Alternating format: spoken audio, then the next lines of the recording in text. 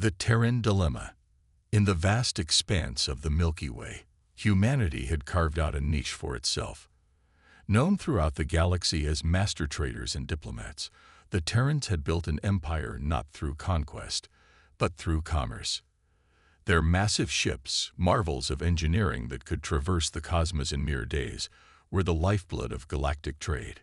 Captain Elena Rodriguez stood on the bridge of the TSV Odyssey, the newest addition to Terra's fleet of super freighters. At over 30 kilometers long, the Odyssey was a floating city, capable of transporting goods that could sustain entire civilizations.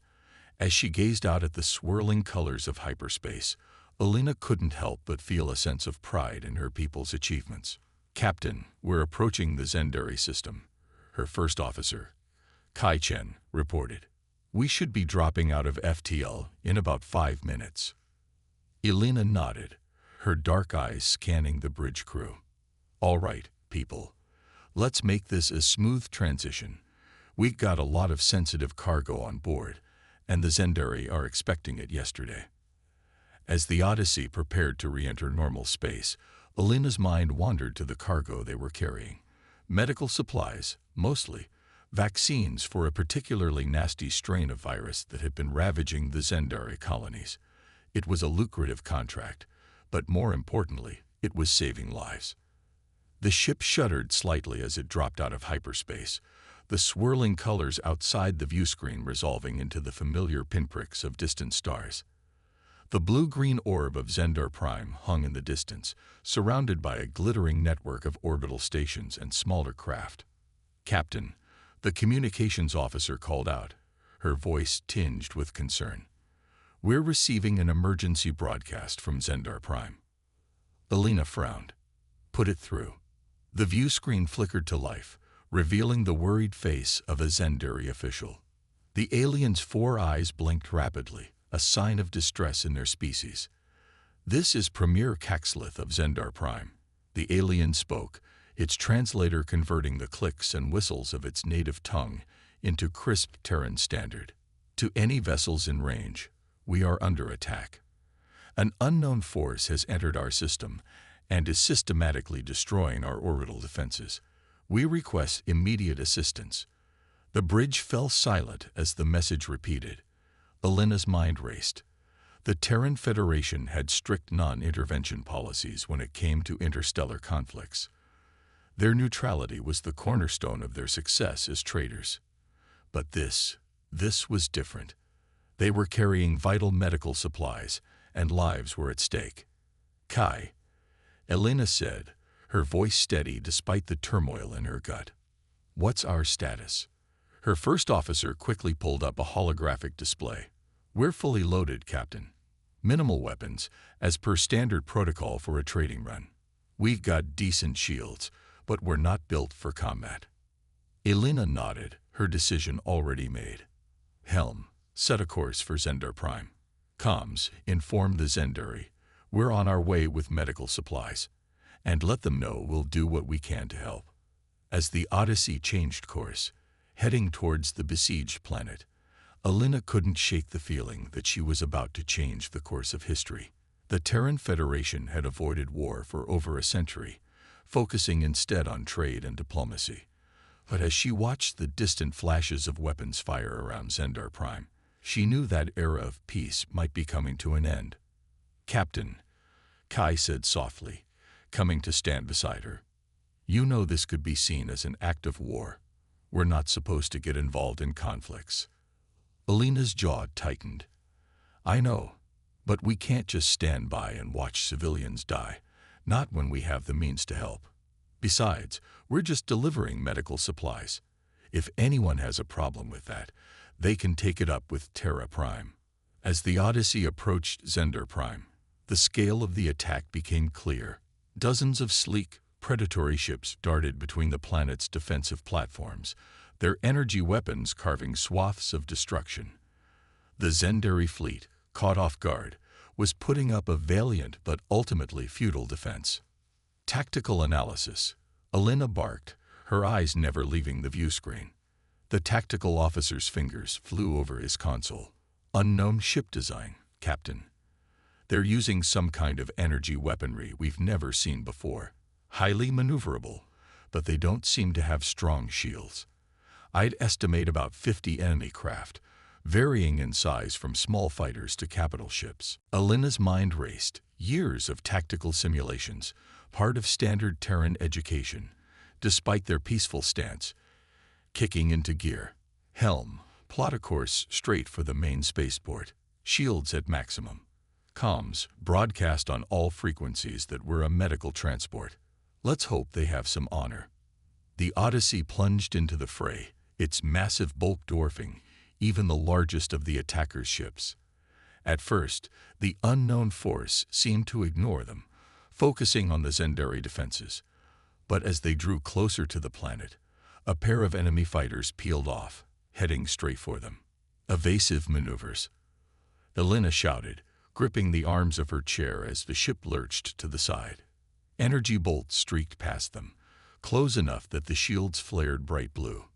"Captain, they're not responding to our broadcasts," the comms officer reported, her voice tight with tension. Alina's mind raced. They weren't equipped for a prolonged battle, but they couldn't turn back now. Not with millions of lives depending on their cargo. Engineering, I need everything you've got in the shields. Tactical, what offensive capabilities do we have? The tactical officer looked up, surprise evident on his face. We've got some point defense lasers, meant for clearing space debris. And well, we've got our cargo. Our cargo? Alina's eyebrow raised. Yes, Captain. We're carrying several thousand tons of refined metals, along with the medical supplies. If we were to jettison some of it. A grim smile spread across Alina's face. Helm, bring us about. Let's show these bastards why you don't mess with a Terran freighter. The Odyssey's massive engines flared to life, the ship pivoting with a grace that belied its size. As the enemy fighters came around for another pass, Alina gave the order. Cargo bay doors opened along the ship's flanks, disgorging clouds of metallic debris. The fighters, moving too fast to evade, plodded straight into the impromptu minefield. Their shields flared and failed, their hulls torn apart by the high-velocity impacts. In moments, they were reduced to expanding clouds of debris. A cheer went up from the bridge crew, but Alina knew they weren't out of danger yet. Good work, people. But let's not celebrate too soon. We've still got a job to do. As they approached the spaceport, the full extent of the devastation became clear. The orbital stations were in ruins, debris fields spreading out in all directions. On the planet's surface, pillars of smoke rose from multiple impact sites. "Captain," the sensor officer called out, his voice urgent. "I'm picking up multiple life signs in the debris field. Escape pods and damaged ships. Hundreds, maybe thousands of survivors." Alina felt her heart clench. They had the room to take on survivors, but it would slow them down, make them an easier target. But as she looked at the faces of her crew, she knew there was only one choice. Comms, send out a broad-spectrum distress call. Let those survivors know help is on the way. Kai, I want rescue teams prepped and ready. We're going to save as many as we can. As the Odyssey began its rescue operations, more enemy ships began to take notice. They turned from their assault on the planet, moving to intercept the massive Terran vessel. "Captain, we've got incoming," the tactical officer warned. At least a dozen ships, including one of their capital vessels. Alina's jaw set in determination. They were committed now. No turning back. "Helm, keep us steady. Continue rescue operations. Tactical, give me options. We need to buy time." As the enemy closed in, Alina Rodriguez, captain of a simple trading vessel, prepared to make history. The sleeping giant of humanity's martial past was stirring, roused by the cries of the innocent and the brutal calculus of war. The Terran dilemma was no longer a philosophical debate. It had become a desperate reality, played out in the burning skies of Zendar Prime. And Alina knew, with a certainty that chilled her to her core, that the galaxy would never be the same again. First contact gone wrong. The bridge of the TSV Odyssey was a hive of controlled chaos. Captain Elena Rodriguez barked orders as her crew worked feverishly to coordinate rescue efforts while fending off the approaching enemy fleet. "Kai, status on the rescue ops," Elena demanded, her eyes never leaving the tactical display. Her first officer's fingers danced across his console. "We've taken on about 2,000 survivors so far, Captain. Mostly Zendari, but there are a few other species mixed in. Medical Bay is overwhelmed." Elena nodded grimly. "Keep at it. We're not leaving anyone behind if we can help it." The ship shuddered as another volley of energy weapons impacted their shields. The tactical officer called out, "Shields at 62% and falling, Captain. We can't take much more of this." Elena's mind raced. They were outnumbered and outgunned, but she refused to abandon the rescue mission.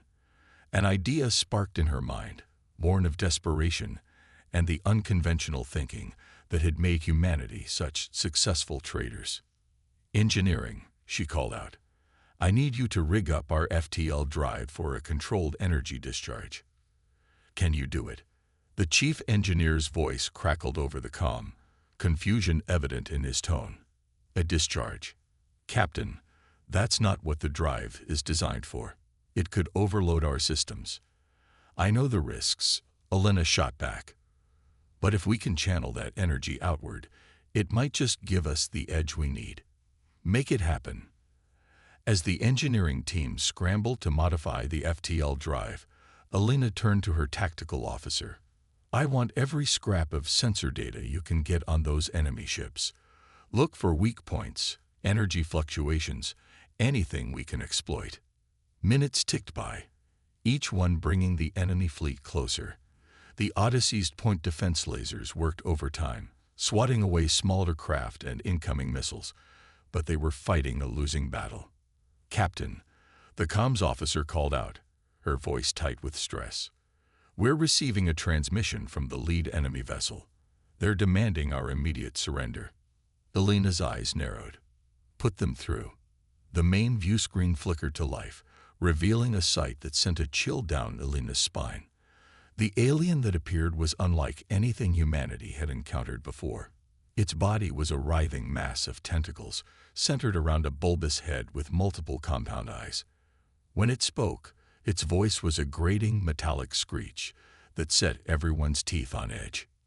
"Terran vessel," the alien's words were translated through the ship's computer. "You have interfered in matters beyond your understanding. Surrender now, and we may spare your lives." Elena stood tall, her voice steady as she responded. "This is Captain Elena Rodriguez of the TSV Odyssey. We are on a peaceful mission to deliver medical supplies and aid survivors. Your unprovoked attack on Zendar Prime and subsequent assault on our vessel constitute an act of war against both the Zendari and the Terran Federation. I demand that you cease hostilities immediately." The alien's tentacles writhed in what Elena assumed was amusement or disdain. "You are in no position to make demands, human. Your species has grown soft, hiding behind your trades and treaties.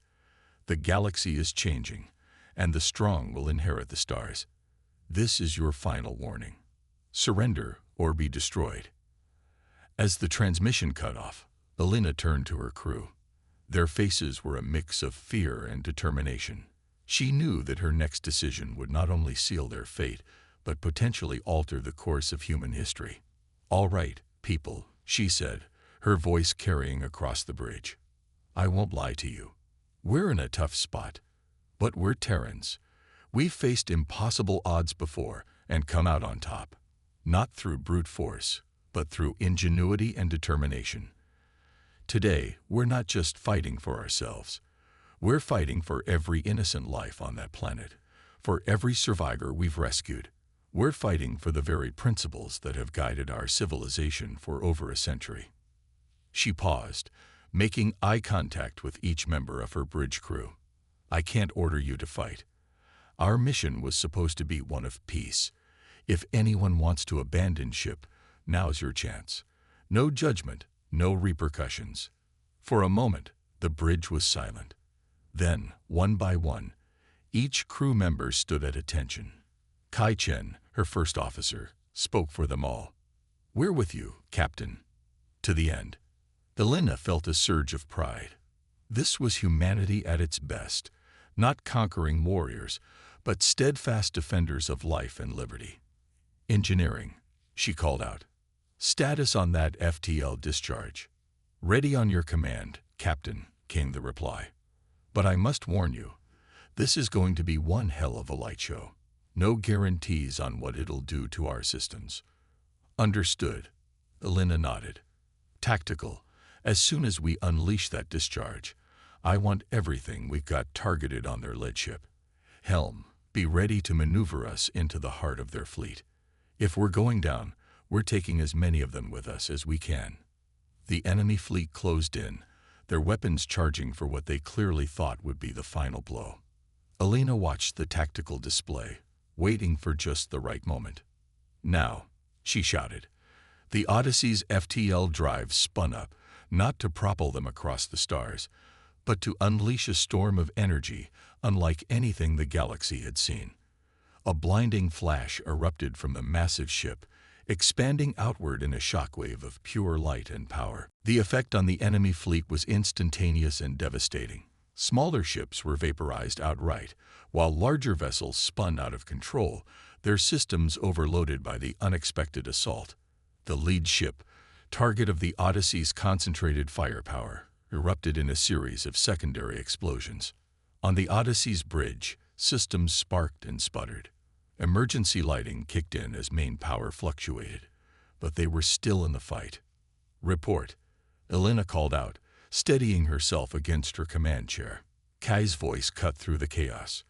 "Multiple enemy ships destroyed or disabled, Captain. But we're not out of the woods yet. Our shields are down, weapons at minimal power. FTL drive is offline." Elena's mind raced. They had bloodied the enemy's nose, but at great cost. They were now a wounded prey, surrounded by wounded but still dangerous predators. As she watched the remaining enemy ships regroup, she knew that the real battle was just beginning. "All hands, brace for impact," she called out. "This isn't over yet." As the enemy prepared for their counterattack, Elena Rodriguez stood firm on the bridge of the TSV Odyssey. In the span of a few hours, she and her crew had shattered a century of Terran non-intervention. They had taken the first steps down a path that would forever change humanity's place in the galaxy. The sleeping giant was stirring, roused by the thunder of battle and the cries of the innocent. And as Elena prepared to face whatever came next, she knew that win or lose, the galaxy would never be the same again. Humanity's response. The news of the Battle of Zendar Prime spread across the galaxy like wildfire. In the halls of power on Earth, in the bustling trading hubs of 100 worlds, in the homes of billions of beings, the story was told and retold. A lone Terran freighter, outgunned and outnumbered, had stood against an unknown aggressor and emerged victorious. On Earth, the Terran Federation Council convened in an emergency session. The chamber was filled with a tension not felt in over a century.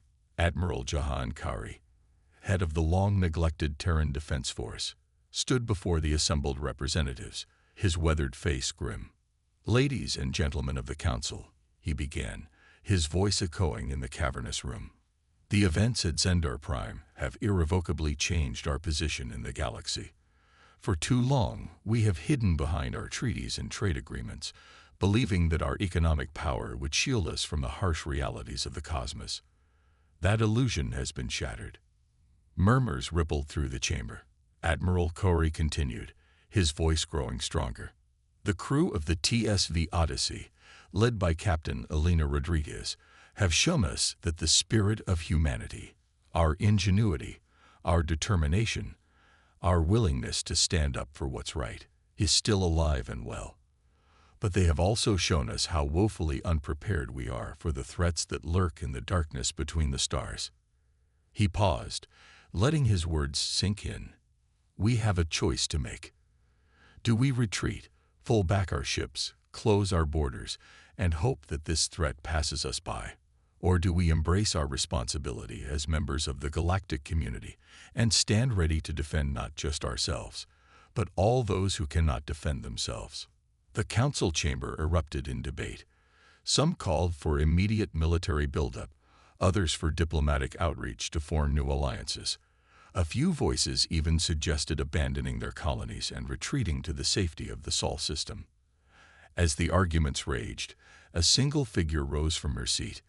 President Adoran Mosu, leader of the Terran Federation, raised her hand for silence. The room quieted immediately. "My fellow Terrans," she began, her voice calm but filled with resolve. "Today, we stand at a crossroads. The path we choose will define our species for generations to come. We have long prided ourselves on being a people of peace, of trade, of diplomacy.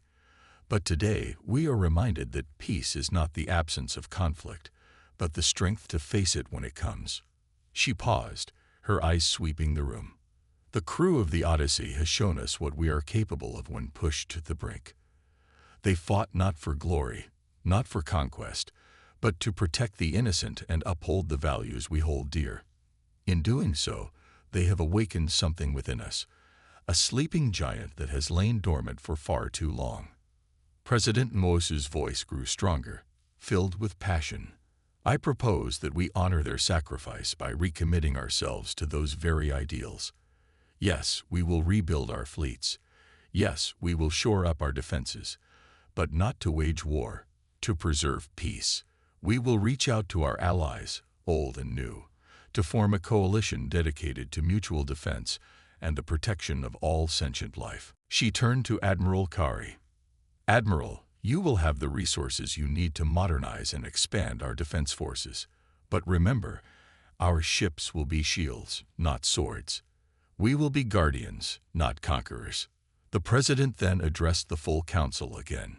"To the rest of the galaxy, we send this message. Humanity stands ready, ready to trade, ready to learn, ready to extend the hand of friendship, but also ready to defend ourselves and our allies against any who would threaten the peace we have worked so hard to build."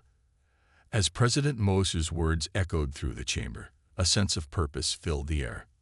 The representatives of Earth and her colonies realized that they were witnessing the birth of a new era, one in which humanity would take its place as a true power in the galaxy, not through force of arms, but through the strength of its convictions. Across the settled worlds, shipyards that had lain dormant for decades roared to life. Research facilities turned their attention to defensive technologies and faster-than-light communications. Diplomatic envoys were dispatched to every corner of known space, seeking to build alliances and mend old rifts. On Zendar Prime, as the people began the long process of rebuilding, a monument was erected. It depicted not a warship or a weapon, but a simple merchant vessel, the TSV Odyssey. The plaque beneath it bore a simple inscription in a dozen languages. "To those who stood when others fled, who fought when peace failed, who sacrificed so that others might live, may we honor their memory by striving for a galaxy where such sacrifice is no longer necessary." And in a military hospital on Earth, Captain Elena Rodriguez opened her eyes for the first time since being rescued from her escape pod. As her vision cleared, she saw Admiral Kari standing at the foot of her bed, a solemn expression on his face. "Captain Rodriguez," he said, snapping to attention and offering a crisp salute. "On behalf of the Terran Federation and a grateful galaxy, I thank you for your service and your sacrifice." Elena returned the salute weakly, her mind still processing everything that had happened. "The Odyssey?" she asked, her voice hoarse. "My crew." Admiral Kari's expression softened. "Many were lost, but thanks to your actions, we were able to rescue a significant number of survivors, both crew and refugees. You're being hailed as heroes across Terran space and beyond." Elena closed her eyes, a mix of relief and sorrow washing over her. When she opened them again, there was a fire in her gaze. "What happens now, Admiral?" Kari smiled, a hint of iron in his voice. "Now, Captain, we ensure that your crew's sacrifice wasn't in vain. We're going to change the galaxy and we want you to be a part of it. How would you like to be the first captain of our new peacekeeping fleet?" As Elena considered the Admiral's words, she felt a weight settle on her shoulders. The weight of responsibility, of legacy, of a future yet to be written. The sleeping giant had awakened, and she would help guide its steps as humanity took its place among the stars. "When do we start?" she asked, a determined smile spreading across her face. A new galactic order. 5 years had passed since the Battle of Zendar Prime, and the galaxy was a changed place. The Terran Federation, once known primarily for its merchant fleets and diplomatic corps, had emerged as a major power on the galactic stage. But unlike the empires of old, Terra's influence was not built on conquest or subjugation, but on a foundation of mutual defense, technological innovation, and a commitment to preserving peace. Admiral Elena Rodriguez stood on the bridge of the TSS Odyssey, namesake of the freighter that had changed the course of history.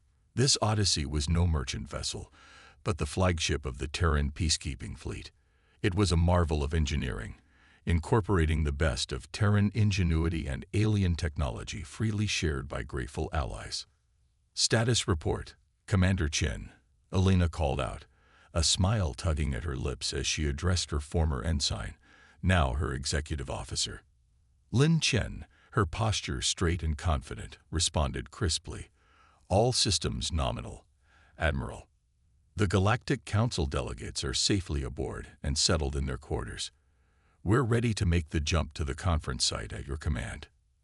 Elena nodded, taking a moment to appreciate how far they'd come. The Galactic Council, a new body formed in the wake of the mysterious attack on Zendar Prime, was gathering for its annual conference. Representatives from dozens of species would be in attendance, many of them traveling aboard Terran ships they once would have eyed with suspicion. "Very well, Commander. Signal the fleet. Let's make the jump." As the Odyssey and its escort ships engaged their FTL drives, Elena reflected on the journey that had brought them here. The years following Zendar Prime had been challenging, filled with diplomatic maneuvering, tense standoffs, and the occasional skirmish. But slowly, surely, a new order had emerged. The threat that had attacked Zendar Prime, a hive mind species known as the Orcs, had not been idle. More attacks followed, each one testing the resolve of the fledgling alliance.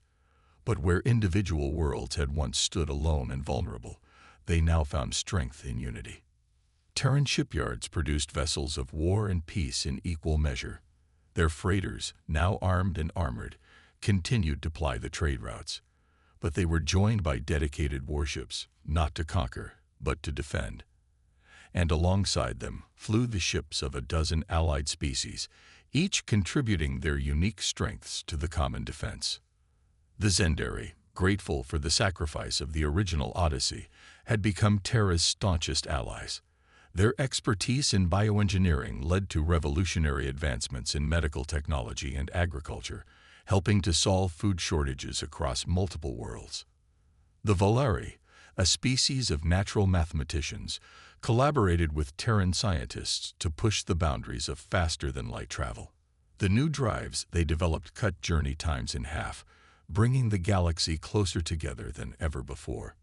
Even former rivals like the Drath Imperium, impressed by humanity's stand at Zendar Prime, had set aside old grievances to join the alliance.